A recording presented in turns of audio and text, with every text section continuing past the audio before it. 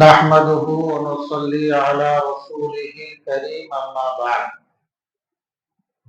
أعوذ بالله من الشيطان الرجيم بسم الله الرحمن الرحيم يا أيها الذين آمنوا كتب عليكم الصيام كما كتب على الذين من قبلكم لعلكم تتقون وقال الله تعالى ألف لام ميم ذلك الكتاب لا ريب فيه هدى للمتقين وقال النبي صلى الله عليه وسلم الصيام والقرآن يشفعان للعبد يوم القيامة يقول الصيام أي ربي منعته الطعام والشهوات بالنهار فشفعني فيه ويقول القرآن منعته النوم بالليل فشفعني فيه فيشفعان وقال النبي صلى الله عليه وسلم الصوم لي وأنا أجزي به أو كما قال عليه الصلاة والتسليم যাবতীয় প্রশংসা গুণগান গুণকীর্তন আরাধনা উপাসনা সেই মহান আল্লাহ তাবারক ওয়া তাআলার জন্য যে মহান আল্লাহ তাবারক তাআলা আপনাকে আমাকে বিভিন্ন রকম কাজ ও কর্ম থেকে বিরত রেখে তার নিকটতম হওয়ার জায়গা মসজিদ সেখানে আসার সুযোগ এবং তৌফিক দান করেছেন তার শুকরিয়ার জন্য সকলেই বলি আলহামদুলিল্লাহ। লাখো কোটি দরুদ ও সালাম বর্ষিত হোক বিশ্ব নবী আখে নামদার তাজদারে মদিনা আহমদ মুস্তাফা মুহাম্মদ মুস্তাফা সকলেই বলি সাল্লাল্লাহু আলাইহি ওয়াসাল্লামের উপর আল্লাহুম্মা আমিন। সম্মানীয় ইসলাম দরদী বাপ ভাইরা, আপনাদের সম্মুখে এই পবিত্র মাহে রমজানের সাথে আল কোরআনের কি সম্পর্ক রয়েছে এবং কোরআন ওয়ালাদের কতটা মর্যাদা সে সম্বন্ধে দু একটা কথা তুলে ধরে চেষ্টা করব। ইসলাম দরদী বাপ ভাইরা, সর্বপ্রথম জেনে রাখি আমাদের কোরআন খুললেই যে সূরা বাকারা পাওয়া যায়, সেখানে আল্লাহ বলেছেন যালিকাল কিতাব লা রাইবা ফিহি হুদাল লিল মুত্তাকিন। এটা এমন একটা কিতাব যার মধ্যে কোনো সন্দেহ নেই এবং হুদাল লিল মুত্তাকিন, এটা মুত্তাকিনদের হিদায়াতের জন্য। আমরা বুঝলাম যে কোরআনে কারীম এটা একটা কোরআনে কারীম এমন একটা কিতাব যেটা মুত্তাকিন, তাকওয়া, পরহেজগারি, খোদাভীরুদের জন্য হিদায়াত। রোজার জন্য আমরা যদি জানতে পারি, সেটাও কোরআন আল্লাহ বলেছেন ইয়া আইয়ুহাল্লাযীনা আমানু কুতিবা আলাইকুমুস সিয়াম কামা কুতিবা আলাল্লাযীনা মিন ক্বাবলিকুম লাআল্লাকুম তাত্তাকুন। হে বিশ্বাসী বান্দা বান্দীগণ, তোমাদের উপর রোজাকে ফরজ করা হয়েছে যেভাবে পূর্ববর্তী পুরুষদের উপর ফরজ করা হয়েছিল, যাতে তোমরা পরহেজগার, খোদাভীরু হতে পারো। তাহলে কোরআনের সাথে সিয়াম রমজানের একটা আমরা সম্পর্ক বুঝতে পারলাম যে কোরআন খোদাভীরুদের জন্য হিদায়াত, আর রোজা রাখলে খোদাভীরু হওয়া যায়, তাকওয়া পরহেজগার হওয়া যায়। তো তাকওয়া পরহেজগারের দিক থেকে লক্ষ্য করে কোরআনের সাথে একটা সিয়াম রোজার একটা সম্পর্ক পেলাম। নাম্বার 2, নবী আকরাম সাল্লাল্লাহু আলাইহি ওয়াসাল্লাম রোজার জন্য তিনি বলেছেন আস-সাওমু লি ওয়া আনা আজজি বিহি। যে আল্লাহ বলেন রোজা আমার জন্য এবং এর প্রতিদান খোদ আমি নিজেই। আর কোরআনের জন্য আল্লাহ তাবারক তাআলা বলেছেন যে কোরআন যে পাঠ করবে কোরআনের সাথে যে সম্পর্ক রাখবে তার ফলাফল, তার আজর সওয়াব খুব আল্লাহ তাআলা দেবেন এবং আল্লাহর নৈকট্য হাসিল করা যাবে।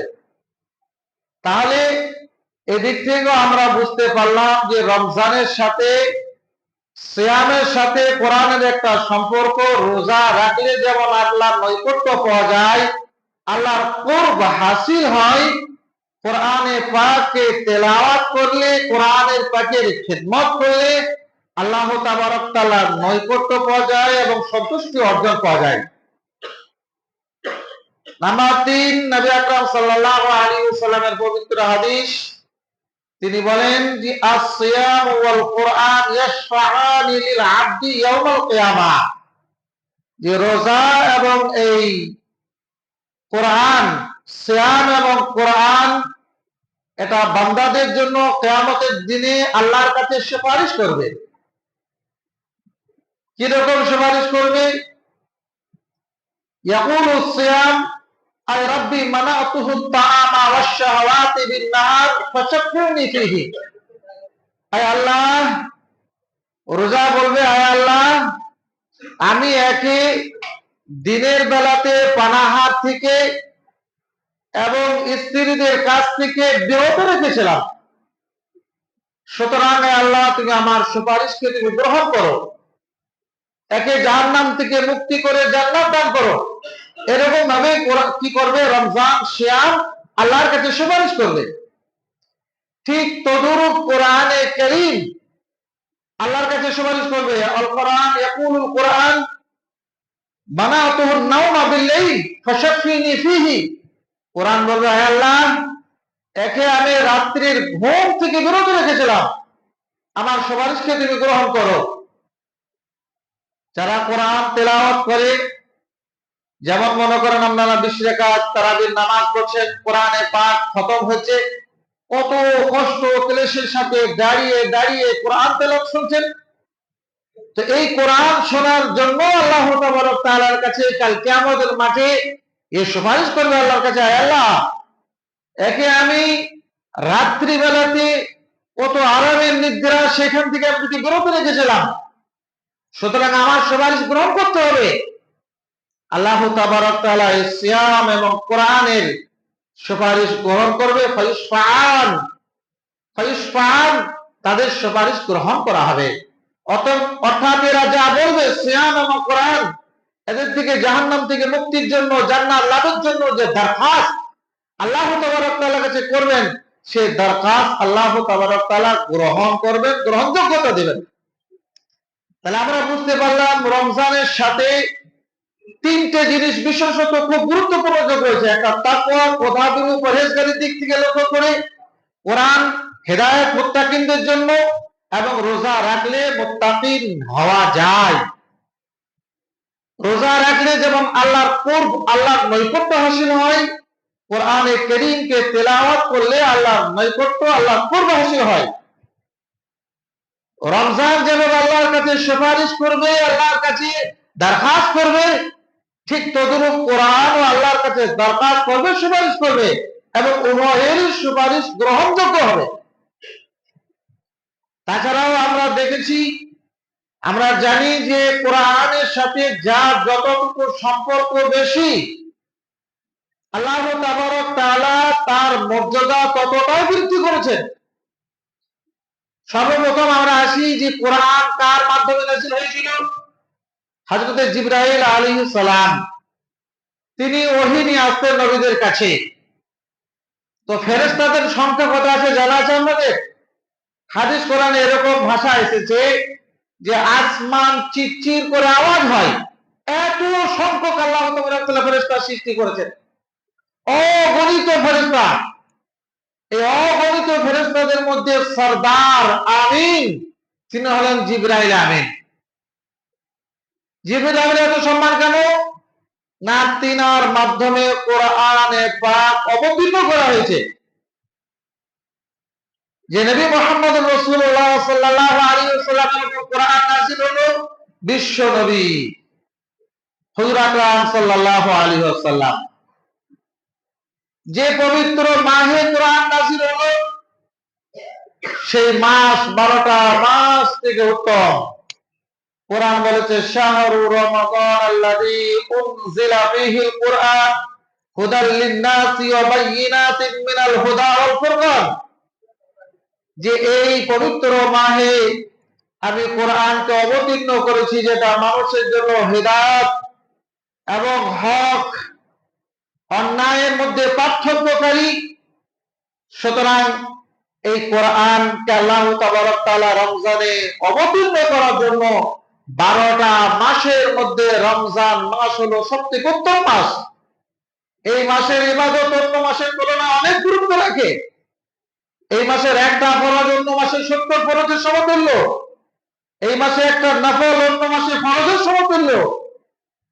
এই মাসে 1 টাকা সদকা 1 টাকা দান অন্য মাসে 70-এর সমতুল্য। আল্লাহ তাবারক তাআলা শুধু কোরআনের সম্পর্কের জন্য এই মাসকে আল্লাহ তাবারক তাআলা কি করলেন? শ্রেষ্ঠত্ব দিলেন। এই কোরআন আল্লাহ তাবারক তাআলা যে রাত্রিতে অবতীর্ণ করলেন, ইন্না আনজালনাহু ফি লাইলাতুল কদর, আল্লাহ বলেন আমি কদরের রাত্রে আমি কোরআনকে অবতীর্ণ করলাম। ওয়া মা আদরাকা মা লাইলাতুল কদর, হুজুরকে সম্বোধন করে আল্লাহ তাবারক তাআলা বললেন লাইলাতুল কদর কি জিনিস জানো? খায়রুম মিন আলফি শাহর, সেটা হলো 1000 মাস থেকে উত্তম। তানাজ্জালুল মালাইকাতু ওয়ার রূহ ফিহা বিইذনি রাব্বিহিম মিন কুল্লি আমর সালাম হিয়া হাত্তা মাতলাইল ফজর, যে রাত্রে জিবরাইল আমিন ফেরেশতা মণ্ডলীরা তারা অবতীর্ণ হয়, দাঁড়ে দাঁড়ে সালাম করতে থাকে, ফজর পর্যন্ত সে রাত্রি থাকে। তো সম্মানিত ইসলাম বিরোধী বাবা, তাহলে যে রাত্রিতে কোরআন অবতীর্ণ হলো সে রাতকে আল্লাহ তাবারক তাআলা 1000 মাস থেকে উত্তম করে দিলেন। তাছাড়াও আমরা দেখতে পাই এই কোরআনের সাথে যাদের সম্পর্ক রয়েছে, যেমন মনে করুন একটা যে কোনো প্লাস্টিক জিনিস, যে কোনো একটা কাঠের জিনিস যখন রেহেল বানানো হয়, তো প্লাস্টিক বা রেহেল কাঠের হোক চাই আপনার প্লাস্টিকের হোক, যতই ভেঙে যাক, যতই আপনার কুচরো কুচরো হয়ে যাক না কেন, আমরা কিন্তু সেটা দেখেছি কোন নর্দমায় পড়ে থাকতে, না দেখেছি কোনো মা বোনদেরকে আপনার জ্বালানি করতে। ওটা খুব যত্ন সহকারে রেখে দেওয়া হয়। কিসের জন্য? না ও সম্পর্কটা কোরআনের সাথে অবতীর্ণ লেগে গিয়েছে। অন্য অন্য কাঠের মতো সে কাঠটা নয়, অন্য অন্য আপনার প্লাস্টিকের মতো প্লাস্টিকটা নয়, এটা দিয়ে কোরআন পড়া হয়। সুতরাং এর সম্মান আল্লাহ তাবারক তাআলা অনেক বৃদ্ধি করেছেন। আমরা দেখেছি যে কোরআনকে জুজদান স্বরূপ একটা কাপড় ব্যবহার করা হয়, সাদা লাল বিভিন্ন রঙের। সেই কাপড়টা যতই বসিদা পুরাতন হয়ে যাক না কেন, সেই কাপড়টাকে কেউ নাক মুছতে দেখা যায় নাই, সেই কাপড়টা হাত রুমাল করতে দেখা যায় নাই। সেটা যতই আপনার খারাপ হয়ে যাক না কেন, তার স্থান কিন্তু সেই তাকেই থেকে যায়। তাই সম্মানিত ইসলাম বিরোধী বাবাইরা, এও একটা কোরআনের সাথে সম্পর্ক রেখেছে। তাই কোরআনের সাথে সম্পর্ক রাখার জন্য এর মর্যাদা আল্লাহ তাবারক তাআলা অনেক বৃদ্ধি করে দিয়েছেন। হুজুর আকরাম সাল্লাল্লাহু আলাইহি ওয়াসাল্লামের একটা হাদিস, খায়রুকুম মান তাআল্লামাল কুরআনা ওয়া আল্লামা, যে ব্যক্তি কোরআন শিখলো এবং অপরকে শিক্ষা দান করলো সে সর্বোত্তম ব্যক্তি। কিসের জন্য? না কোরআনের সাথে সম্পর্ক রাখার জন্য। কোরআন শিখলো এবং অপরকে শিক্ষা দিল, এই ব্যক্তি সর্বোত্তম ব্যক্তি হুজুর আকরাম সাল্লাল্লাহু আলাইহি ওয়াসাল্লাম বলেন।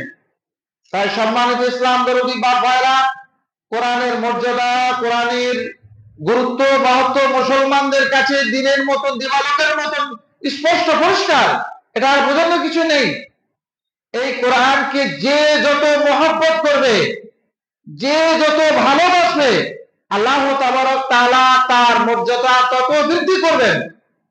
এই কোরআন যদি আপনি থেকে থেকে পড়েন, আপনি স্ত্রীকে পড়তে পারছেন না হাফেজের মতন, আপনাকে দ্বিগুণ সওয়াব দেওয়া হবে, একটা পড়ার জন্য আর একটা চেষ্টা করার জন্য।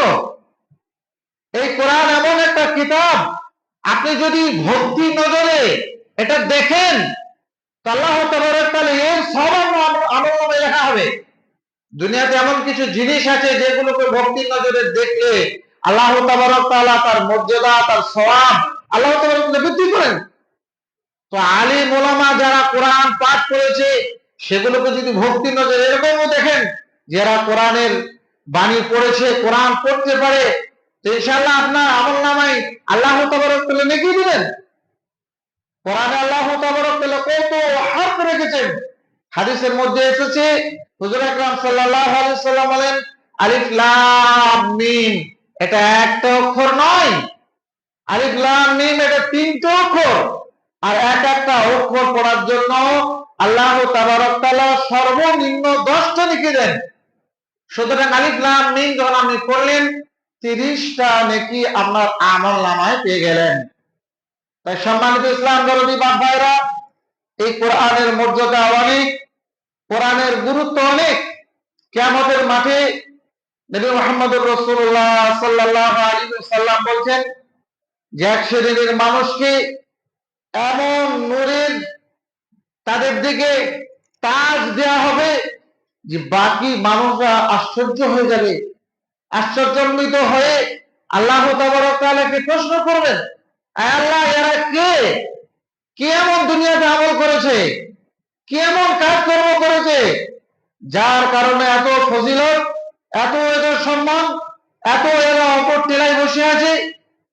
আল্লাহ তাবারক তাআলা বলবেন এদের সম্মানের জন্য এত যে এরা নিজেদের সন্তানকে তারা কোরআনের হাফিজ করেছে, কোরআন তারা তাদের সন্তানকে শিখিয়েছে, সুতরাং এর জন্য এত সম্মান এদের মা বাপের।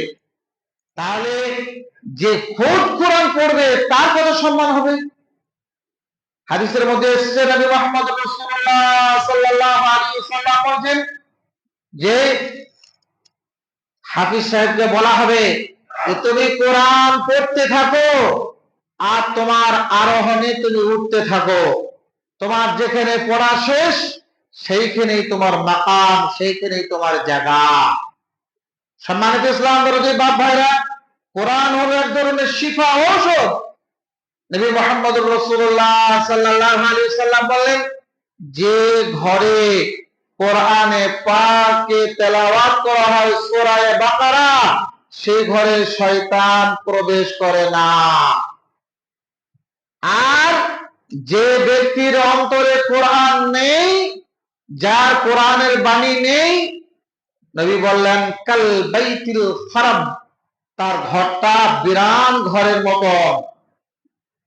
বিরান ঘর যেরকম পড়ে থাকে, যার অন্তরে কোরআন নেই তার অন্তরটা ওই রকমই। কোরআন প্রত্যেকটা মানুষের জন্য অপরিহার্য, কর্তব্য, শিখতেই হবে। আপনি নামাজ পড়তে এসেছেন, কোরআন ছাড়া নামাজ হবে? সূরা ফাতিহা পড়বেন, সেটাও তো কোরআন। সূরা ফালাক নাস পড়েন, সেটাও তো কোরআন। তো এই কোরআন গুলো আপনাকে আমাকে সঠিক করে সঠিক উচ্চারণে শিখতে হবে, এটা অপরিহার্য। কবে শিখবো আমরা? একটাই যদি আপনাদেরকে ভুল বলি তো অবাক হবেন। আমরা নামাজের শুরুতে কি বলি? আল্লাহু আকবার। এই আল্লাহু আকবার যদি আমরা কেউ বলে দিই আল্লাহু আকবার, শুধু আলিফে টানলাম আল্লাহু আকবার, যার অর্থ হলো আল্লাহ কি মহান? প্রশ্নসূচক। আচ্ছা বলুন, এরকম নিয়ত যদি কারো বিশ্বাস থেকে যে আল্লাহ কি মহান, এই কথাটা যদি কারো সংশয় থাকে, তো নামাজ তো দূরের কথা, মুসলমান থাকবে? তো শুধু আল্লাহু আকবার বললাম, এখনো সালাম ফেরা পর্যন্ত অনেক দোয়া দরুদ বাকি আছে। তাহলে এগুলো কবে শিখবেন? এগুলা প্রত্যেকটা মুসলমান যতটুকু নামাজ পড়ছি কমসে কম অতটা সূরা, অতটা দোয়া দরুদ সহিহ উচ্চারণের শিক্ষা করা এটা অপরিহার্য কর্তব্য। তাই সম্মানিত ইসলাম দরদি বাপ ভাইরা, জীবন যতদিন থাকবে ততদিন কোরআনের খিদমত করব। কবি আল্লামা ইকবাল তিনি বলছেন, ও মুআজ্জাজ হুয়ে আমিলে কুরআন হোকর, ও মুআজ্জাজ হুয়ে আমিলে কুরআন হোকর, হাম জলিল ও খার হুয়ে তারিকে কুরআন হোকর। তারা সম্মান পেয়েছিল কোরআনের আমল করে, আর আমরা বেইজ্জতি হচ্ছি কোরআনকে ছেড়ে। তাই সম্মানিত ইসলাম বিরোধী বাপ ভাইরা, যারা কোরআন পড়ে, যেখানে কোরআন পাঠ হয় সেই সমস্ত জায়গাকে ভালোবাসুন, সেই সমস্ত মানুষকে ভালোবাসুন, তাদের খিদমত করুন। মান তাশাব্বা বিকওমিন ফাহুয়া মিনহু, যে যার সাথে সম্পর্ক করবে তার সাথে তার হাসর হবে। আপনি একটা আলেমকে ভালোবাসবেন, আপনার হাফিজ সাহেব রয়েছেন, হাফিজ সাহেবকে ভালোবাসবেন, তার জুতো সুতো করবেন, তাকে ডেকে চা খাওয়াবেন, তাকে কিছু হাদিয়া দেবেন, ইনশাআল্লাহ আপনার হাসর নাসর ওই হাফিজ সাহেবের সাথে হবে। তাই বিশেষ কিছু আর বলছি না, সময় ইজাজত দিচ্ছে না।